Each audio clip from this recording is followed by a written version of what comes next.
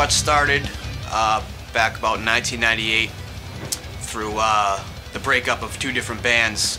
Ken and I and our original drummer Mike were in one band, and Trevor was in another band.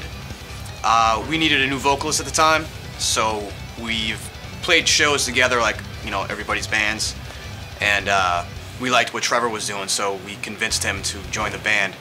And at that moment, that's when we kind of changed the name and, like, you know, went to a new direction. We were touring, you know, basically regionally, like in the New England area. It's a cool place to live for shows because it's like you could hit, you know, several different markets, you know, within like 4 or 5 hour drives. I got started playing guitar. I think I saw Scorpions Rock You Like a Hurricane video, and I was like, that's awesome. I gotta get into that somehow. My uncle had a bunch of old guitars under the in the crawl space of his house, and I dragged one out one day, and then I just started playing it. It had like 2 strings on it. I learned how to play Slayer South of Heaven on 2 strings. My setup right now is just the Ibanez Custom S Series with the EMG 707, going through a Framus Cobra amp into Mesa Boogie cabs. Pretty simple. I put a Maxon or an Ibanez TS 808 in front of the amp, and with a Boss NS2 noise suppressor. Not really much going on, it's just pretty simple. We actually use the same exact setup for our new record, The March, in the studio, and then just started using that again for the tour. It just sounded good, so we just stuck with it.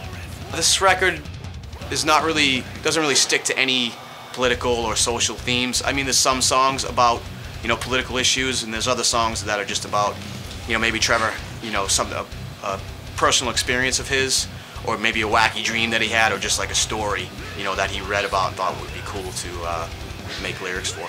The one piece of equipment that I have that is probably most important, I'd say it would probably be just the guitar itself, you know. It's, you know, I constantly go through different amps, and one day I like this sound and the next day I'm not happy with it. Constantly keep moving, going in circles, really. I start out with this amp, try 10 more amps, and then come back to the original amp that I enjoyed in the first place.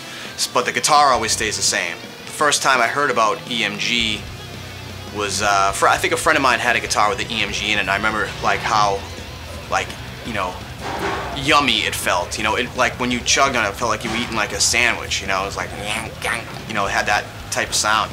So I bought one, and I tried to put it in a, yeah, that was it. I had an old Epiphone SG.